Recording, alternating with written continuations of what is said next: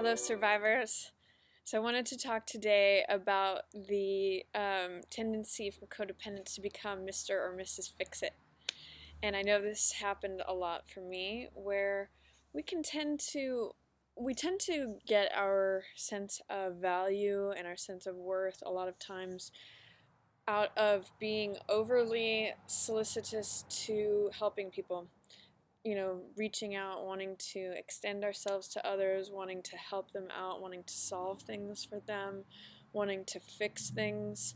I had one time been in a counseling appointment, and my counselor had said, "Is there any way that you could see a problem in your environment and be okay with not fixing it?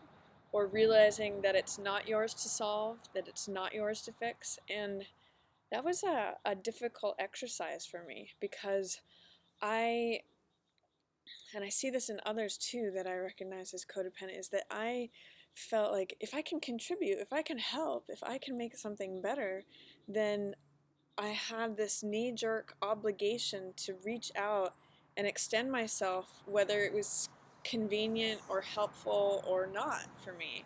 And that's a codependent trait that sometimes we'll overgive and we'll overextend ourselves, and then become upset or disappointed or frustrated when that same level of giving or support or helping isn't reciprocated. And sometimes it's not even wanted. Sometimes the need for the codependent to provide that helping and fixing and helping out is more, it's the need is more on the codependent side than the person that they're supposedly helping. Sometimes codependents can offer help where it's not even wanted or requested or needed.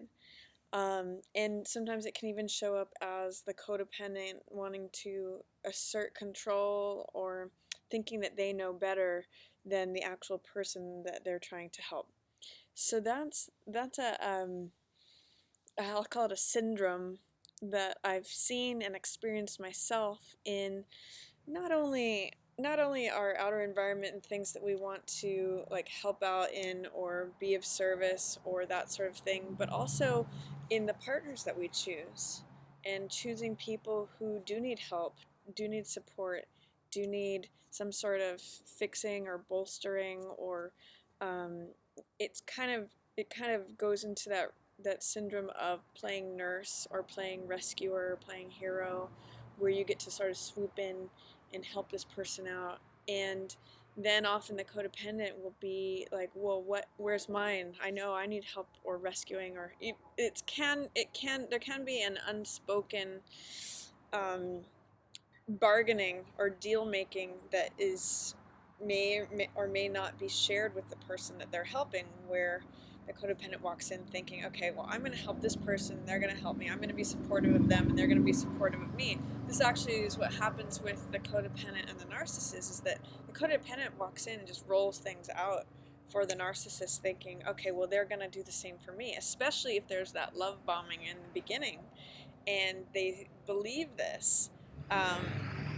So it's a tendency. It may be an unconscious tendency.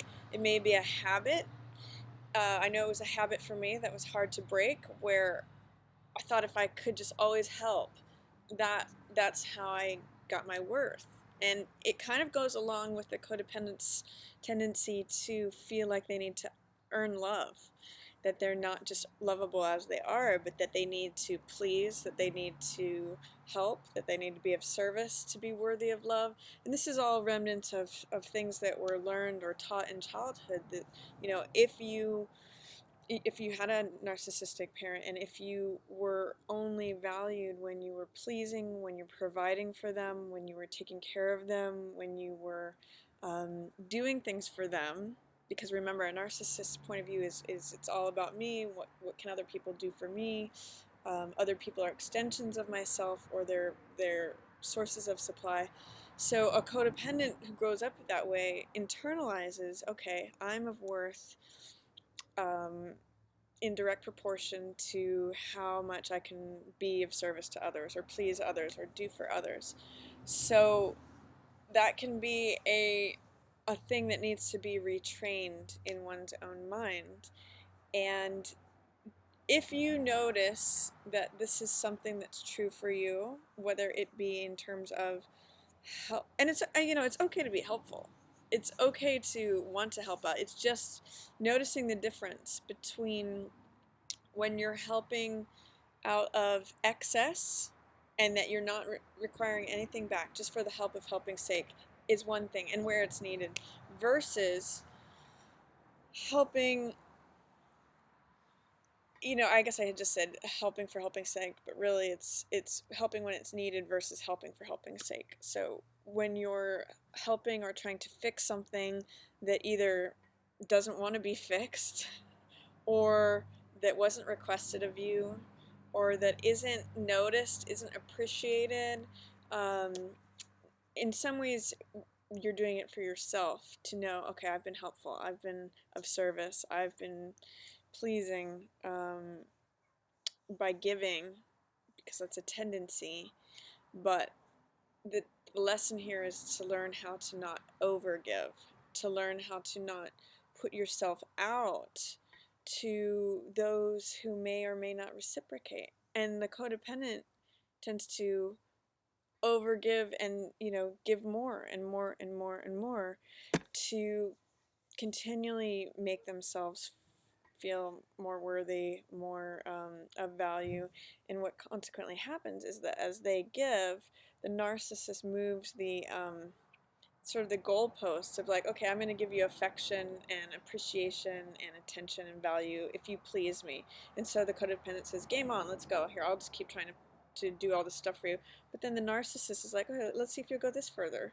Let's see if you'll go this further. And until pretty much, pretty soon the codependent is like just completely overextended and off balance because they're just trying to get that validation from the narcissist, where they need to set their own boundaries with themselves. And the narcissist has the similar but opposite problem where they are not setting appropriate boundaries either. Someone who is being overgiven to will sometimes say, hey, let me compensate you, or that's really not necessary, or what, they'll acknowledge that. Whereas a narcissist will just be like, keep it coming, keep it flowing. It doesn't really concern me what your needs are, what your situation is, or what your state is.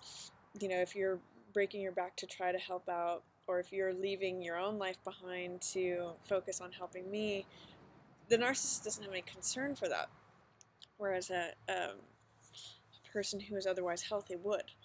So that's a little video on being Mr. or Mrs. Fix-It.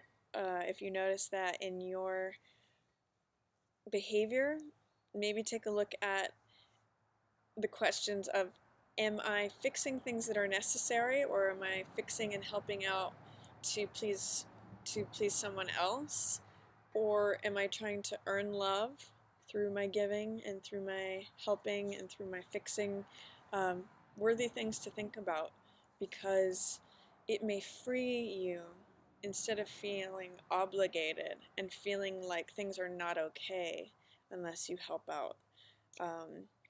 You actually get to start making a choice about when you do and when you don't. So see if you can shine some awareness on that area if that's an issue for you, and ask those questions. As always, stay healthy, stay safe, and stay sane. Thanks so much for watching.